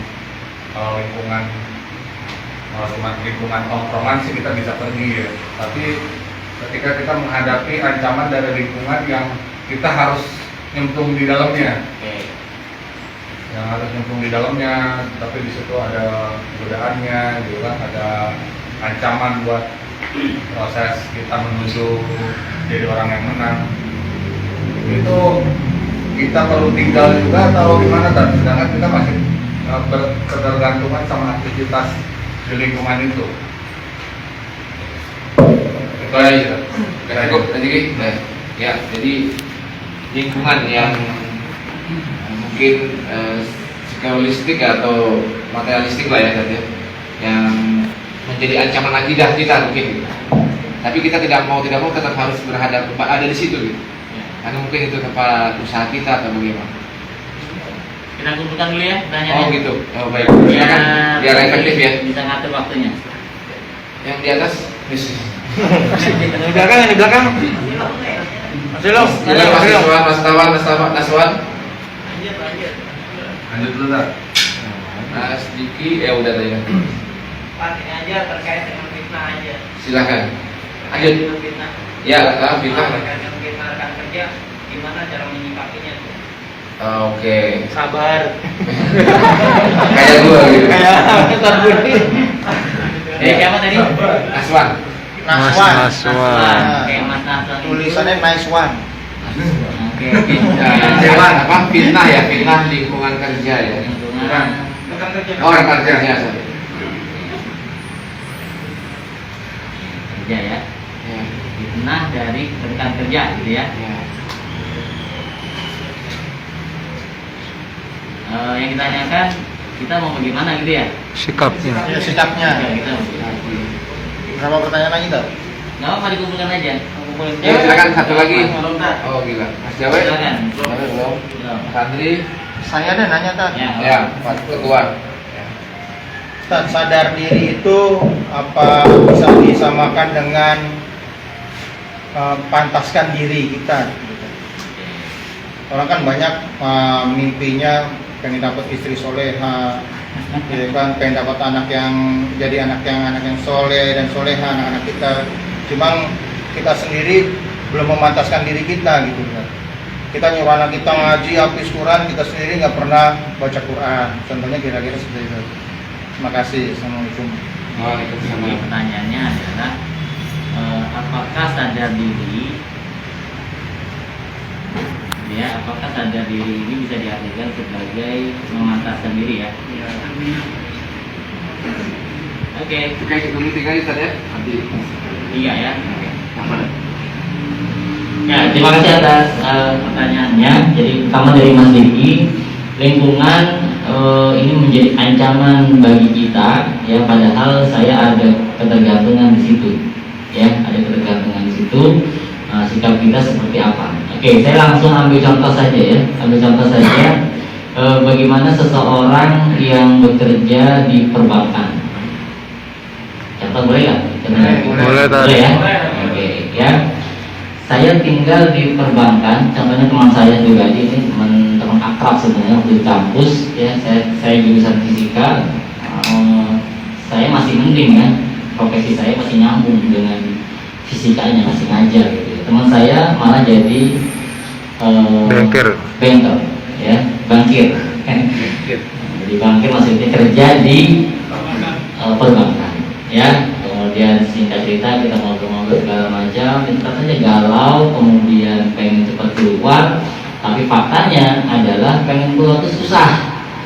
Kenapa? Karena punya hutang 300 juta, jadi kalau mau keluar harus lunasi dulu gitu ya. Padahal sudah paham bahwa riba itu seperti apa dan segala macamnya, atau sudah tahu, lebih tepatnya itu bukan paham tapi tahu bahwa riba itu seperti apa ya. Boleh saya contohkan begitu ya Mas Diki ya? Kalau itu sih ya boleh juga, cuman ini ekstrim, maksud saya itu ekstrim, tapi ada juga kan orang-orang yang secara pekerjaan, kalau itu kan secara pekerjaannya udah jelas hukumnya rekan bisnis. Kalau ini kita secara pekerjaan ya halal, cuman lingkungan misalnya bahwa di sana misalnya terbiasa untuk meeting bareng, ikhtilat atau model ya. Itu sih saya, kalau kayak contohnya bank itu kan ibarat udah straight, udah jelas. Jadi secara pekerjaannya ada contoh ekstrim, ada contoh yang halal. Oke, yang saya contohkan ekstrim dulu ya. Ini karena dalam konteks yang ekstrim saja ya, ada loh orang yang muslim, dia bersyahadat yang Tuhannya Allah, yang nabinya Muhammad, yang kitabnya Al-Quran, sudah jelas sekali dalam Al-Quran itu dikatakan bahwa riba itu haram, dosanya riba seperti apa, masih nyaman. Itu yang selesai. Dalam kondisi yang ekstrim saja, ada orang muslim yang masih nyaman dalam lingkungan itu. Berarti masalahnya di mana? Masalahnya dia nggak paham. Maka pentingnya itu pemahaman. Nah, sekarang kita pindah. Udah paham Ustaz, orangnya sudah jadi udah paham. Sudah ngaji maksudnya, ya. Nah, kalau sudah ngaji, berarti balik lagi ke dalam konteks pilihan. Ya enggak? Setiap kita kan punya pilihan, kita punya konsekuensi atas segala apa yang kita ambil, ya, kita pilih. Oleh karena itu maka harus tahu ilmunya juga ya, bahwa misalkan konsep tentang rezeki, ya enggak?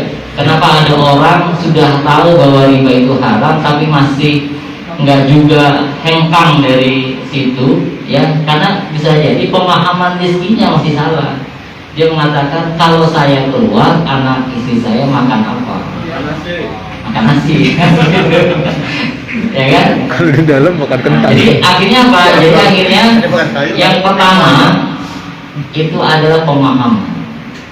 Nah, maka kuatkan pemahaman, ya, kuatkan pemahaman. Sehingga dengan pemahaman itulah orang bisa punya dorongan, punya sikap, dia ambil sikap, ya. Nah, jadi yang pertama itu, yang kedua, ya ini yang ekstrim kan. Nah, kemudian ya, yang menjadi orang itu akhirnya nggak mau hengkang dari situ, itu karena tadi juga ya, karena faktor lingkungan juga, ya. Saya kalau saya keluar dari bank, nanti anak saya istri makan apa, saya kerja di mana, nah gitu kan. Nah, karena dia nggak berjamaah, nggak punya teman baik, nggak bisa mensupport, ya, akhirnya dia stuck di situ. Coba kalau dia punya teman yang baik, ya, teman yang bisa mensupport, sudah dosanya besar di situ, hengkang di situ. Kalau bicara masalah hutang, kita patungan, contohnya misalnya gitu ya. Saya hubungkan dengan teman yang kaya deh, kita pinjemin dulu, gitu kan misalkan. Jadi punya channel itu menjadi solusi bagi permasalahan kita, ya. Nah, sekarang masalah kembali ke Mas Diki, ya. Kalau tadi lingkungannya adalah misalkan meetingnya ikhtilat gitu ya, ada aurat dan segala macam. Nah, berarti tinggal dia konteksnya bicara kewenangan saja, ya. kalau kewenangannya itu ada di kita dan kita paham atas hal tersebut dan kita bisa menghindarinya, maka lakukan semaksimal mungkin. Nah, contohnya mohon maaf ya, ya. Misalnya, tapi nggak saya contohkan karena direkam ya. Ya, nah, jadi misalkan selama itu kita bisa hindari, ya hindari saja, ya. Nah, misalkan misalnya meetingnya itu ternyata mulainya biasanya jam 10 ya, jadwal jam 10, biasanya konten meetingnya itu jam 10:30 misalkan gitu ya.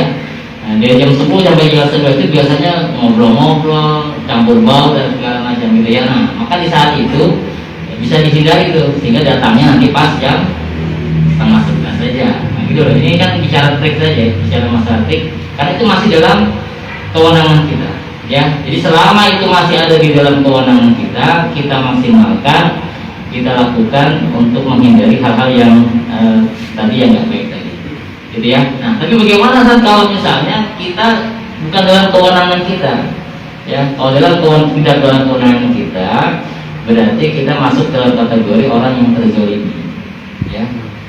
Contohnya apa? Contohnya itu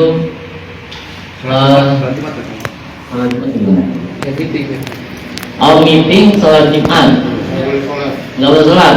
Kalau itu harus itu, ya. Karena itu ada hukumnya sebenarnya, ya. Tinggal bicara tadi aja, ya. Mungkin kalau saya gini, contohnya di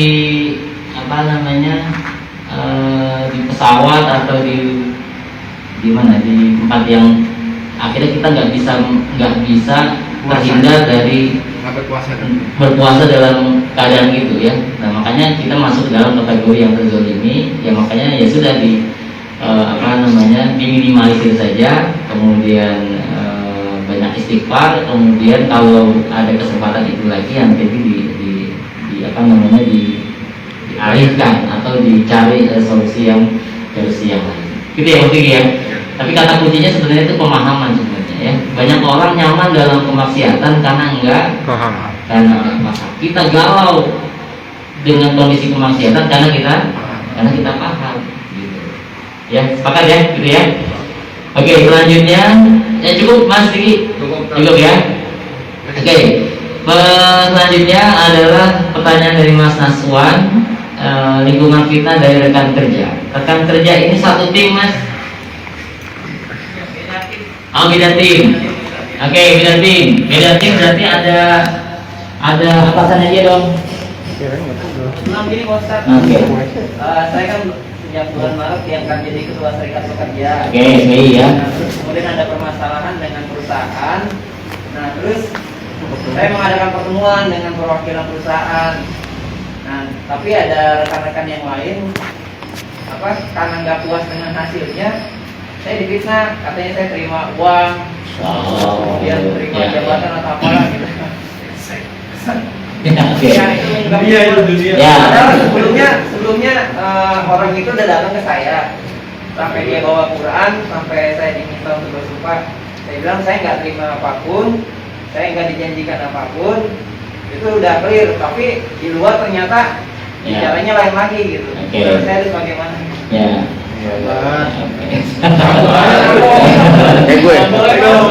Sabar itu bukan berdiam diri, ya. Nah, tapi bersabar itu adalah bergerak, ya.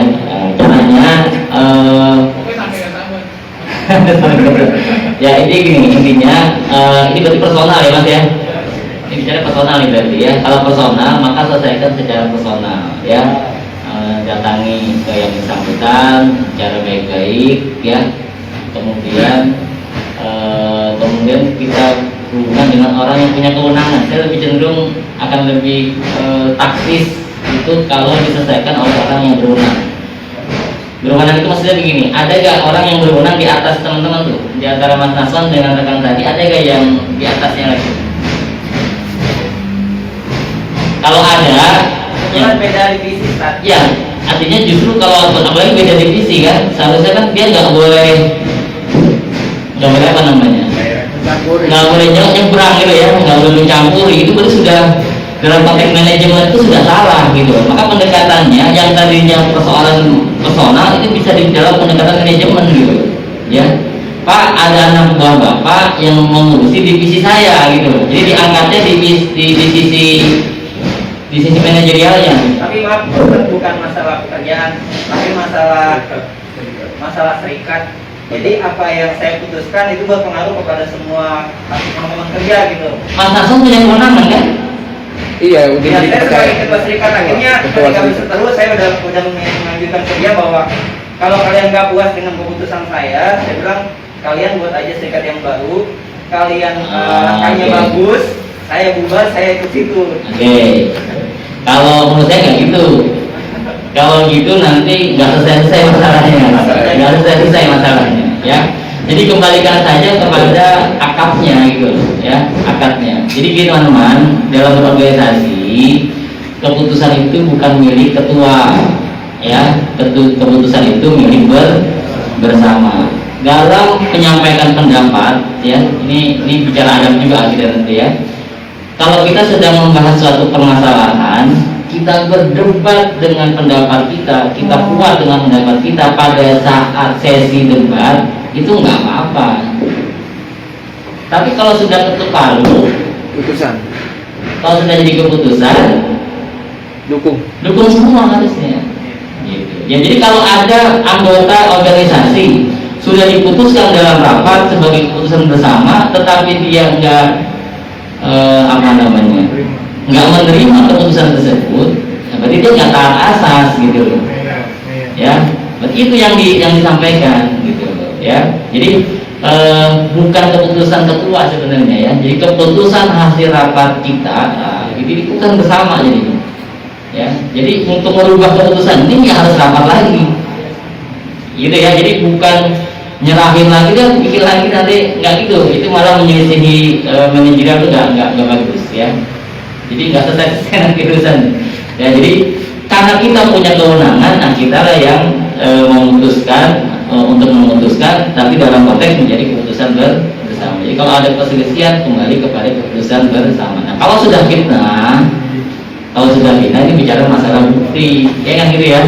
Tinggal kumpulkan saja buktinya, minta yang memfitnah tadi mana buktinya. Kalau tidak ada buktinya berarti pencemaran nama baik, maka harus dibersihkan, harus bertanggung jawab dia menyampaikan ke tengah khalayak umum untuk membersihkan yang ada. Oke ya. Ya, jadi sekali lagi keputusan bukan keputusan ketua, tapi keputusan bersama itu menjadi kuat Mas Hasan ya. Oke, cukup ya. Nah, kalau dengan rekan kerjanya berarti pendekatan secara personal ya. Ngajak ngaji, ajak makan bareng, nah gitu ya. Makan bareng dulu ya. Oke. Karena memang biasanya ya tadi yang pendekatan itu perlu ada pendekatan personal ya. Oke, selanjutnya dari cukup ya Mas Hasan. Masih ada waktu kira? Masih ya. Oke, pertanyaan yang ketiga, Pak Cahya, apakah sadar diri ini sama dengan memantaskan diri? Ya, jawabannya bukan sama dengan, tapi untuk. Nah, gitu ya. Jadi dengan sadar diri, akhirnya kita akan memantaskan diri kita untuk menjadi sadar tujuannya. Nah, besok dibahas itu. Ya. Nah, jadi sadar tujuan, ya, jadi sadar diri ini dalam rangka untuk memantaskan diri agar tujuan itu bisa tercapai. Sudah jadi bersama dengan ya, tapi langkah supaya kita bisa memantaskan diri. Itu mungkin atau kurang tepat contohnya, monggo silakan diperjelas mungkin. Tadi contohnya apa tadi ya Pak DJ? Anak. Kita pengen anak kita soleh, ya kan? Cuma kita sendiri, ya kan, nggak menjadi teladan gitu. Kan? Oke. Menyuruh aja. Gitu. Nah, ini berarti kan konteksnya di luar tuh. Ya, kalau anak soleh itu konteksnya di luar. Bukan di dalam. Yang saya maksud sadar diri itu di kitanya Pak. Ya, kita pengen soleh, berarti itu caranya. Karena soleh, berarti kita pengen soleh. Kalau kita pengen soleh, maka kita mesti sadar diri ya. Kita keadaan kita seperti apa, Sehingga kalau kita ingin soleh dan soleh itu menjadi tujuan, nanti langkahnya itu akan kelihatan tuh langkah demi langkah untuk mencapai menjadi soleh tadi. Ya, karena gini ya, standar orang soleh kan beda-beda ya. Paham ya? Solehnya itu beda-beda ya. Bagi orang yang hidup dalam keluarga yang jarang sholat, ya, kita sholat itu udah kayak bagus banget gitu. Paham ya? Acara keluarga nih, acara keluarga lagi ngumpul arisan, Allahu Akbar, kita izin sholat. Di tengah keluarga yang jarang sholat, itu sholat kita mau izin sholat itu udah bagus banget gitu. Paham maksudnya ya? Paling soleh jadinya gitu. Ya kan? Tapi kalau kita di tengah keluarga kita semuanya hafal Quran, ya, kita baru 1 juz, yang lain sudah 2 juz, kita kayak paling apa namanya? Paling kurang kan gitu ya. Jadi standarnya memang beda-beda Pak, gitu ya. Jadi maksud saya standar diri itu maksudnya begitu. Kita maunya jadi apa, kita ada di mana, sehingga nanti kita bisa menapaki langkah-langkahnya sampai ke sana. Gitu. Nah, kita baru bahas, kita introspeksi diri kita dulu semuanya nih ya. Introspeksi diri kita dulu semuanya, kekuatan kita apa, kelemahan kita apa, ancaman kita apa, peluang yang ada di hadapan kita apa. Gitu ya. Nah, ini bisa diterapkan di pribadi, di keluarga, di jamaah, di pekerjaan, di organisasi, di bisnis, apalagi di bisnis. Ya, karena ngaruhnya efeknya banyak banget gitu ya. Omset, pengaruh omset ya Mas Didi. Ya. Ngaruh banget gitu ya. Kalau dianalisa itu akan ketahuan nanti langkahnya berarti. Ya, kita mungkin Pak DJ. Ya, oke, ada lagi yang lain? Masih ada waktu mungkin? Cukup? Oke, silakan Mas Mul ya. Oke. Ini nyambung ke pertanyaannya Mas Diki tadi. Oke. Jadi kita punya teman, jadi masih keluarga sih sebenarnya. Dia itu udah tahu nih tempat kerjanya itu di perbankan kayak gitu dah. Di mana perbankan? Ya kayak gitu tadi. Nah, dia ibaratnya kalau kita melihat dia itu ibadah, ngaji yang ngaji. Tapi dia tetap dengan asumsinya dia yang tadi yang Ustaz bilang nyaman ya? Dengan nyaman dengan kondisinya dia dan nggak mau keluar lah dari situ. Padahal dia tahu gitu. Itu gimana ya? Seperti itu gimana sih berkatnya? Ya, oke. Berarti ini kita bicara orang ya, orang lain ya. Oke. Ada lagi yang lain dulu biar dikumpulkan nih. Masih siapa tahu terbetik pertanyaan. Ada? Kalau nggak ada jadi pertanyaan terakhir ya. Ya, terakhir. Oke, yang pertanyaan terakhir dari Mas Mul. Jadi ada teman atau saudara kita kenal baik dengan dia. Secara personal dia juga soleh ya, rajin sholat dan segala macam ya. Tetapi mohon maaf kalau dilihat dari pekerjaannya ternyata dia bekerja di perbankan, tapi penampakannya tidak ada kegalauan sama sekali ya, justru malah nyaman menikmati kondisi seperti itu ya. Nah, ini Mas Mul ini jadi ladang amalnya Mas Mul ya, ini jadi ladang amalnya Mas Mul untuk dakwah ya, untuk dakwah. Dan tinggal caranya saja ya. Ada kalanya orang itu kalau dinasihati dengan kita secara langsung itu agak sedikit ada Resisten. Menolak gitu ya, barrier ya, ada barrier, merasa nggak enakan. Benar sih omongannya, tapi dari dia masalahnya gitu kan, gengsi, nah gitu loh maksudnya ya. Nah, ini bicara tentang teknik saja ya. Jadi sekali lagi ini setiap kita punya ladang amal masing-masing ya. Nah, ini kalau Mas Mul punya teman seperti itu, ini adalah ladang amalnya ya. Coba bayangkan karena usaha dakwahnya Mas Mul menasehati dia, tadinya nggak tahu menjadi tahu, tadinya belum paham menjadi paham, tadinya nyaman dalam kemaksiatan menjadi galau dalam kemaksiatan. Karena kata Ustaz Ari Mukti, tanda-tandanya orang mendapat hidayah itu adalah galau. Jadi kalau sudah galau itu udah bagus itu tanda-tandanya ya. Jadi kalau orang sudah galau dalam kondisi kemaksiatan, itu tanda-tanda hidayah itu akan datang kepadanya. Tinggal masalahnya hidayah itu atas wasilah siapa? Betul ya? Orang bisa hijrah itu kan Allah Maha membolak-balik hati, ya kan? Tapi wasilahnya siapa?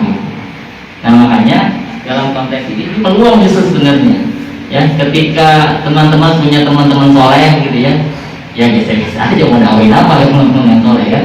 Tapi kalau punya teman yang ahli maksiat, ya itu artinya ini peluang buat saya nih buat dakwah ya. Sekecil apapun kontribusi kita kepada dia, kebaikan itu akan mengalir pahalanya kita. Ya tinggal masa tekniknya saja nanti Mas Mul ya. Personal, secara pendekatan personal, bisa pendekatan keluarga, ada contoh atau bahkan ada kasus bahkan. Ya, misalkan betapa, mohon maaf saya agak cerita sedikit ya. Terkadang kita silau dalam konteks keduniaan, apa yang dimiliki seseorang satu dengan yang lainnya itu kita nggak punya, dia punya, misalnya rumah, mobil, apa lagi investasi dan segala macam gitu ya. Tapi mohon maaf ternyata dari hutang gitu ya. Nah, orang kan silau dengan itu ya, padahal kalau konteksnya ternyata hutang, pinjaman, riba dalam pandangan kita nggak ada artinya sama sekali gitu ya. Nah ini menjadi ladang amal kita juga untuk menasihati orang-orang yang berpandangan seperti itu. Itu ya, mungkin itu ya sifatnya lebih kepada teknis ya, teknis penyampaian. Oke, cukup mungkin teman-teman ya, mudah-mudahan tidak mudah-mudahan materinya tetap inline ya dengan target judulnya ya, bagaimana menapaki langkah menang dengan yang pertama dengan sadar diri ya. Mudah-mudahan di pertemuan yang akan datang ya, insyaallah mudah-mudahan pada kesempatan kita panjang umur, kemudian kita bisa ketemu lagi untuk bab tema ini dengan langkah yang kedua dan yang ketiga gitu ya. Terima kasih atas perhatiannya. Assalamualaikum warahmatullahi wabarakatuh.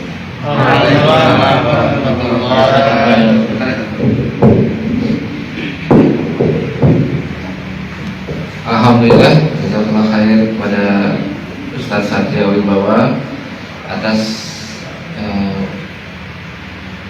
sharing ya, yang diberikan kepada kita, dialog serta kesempatan kita untuk berpartisipasi aktif dalam membahas tema Be the Winner ya.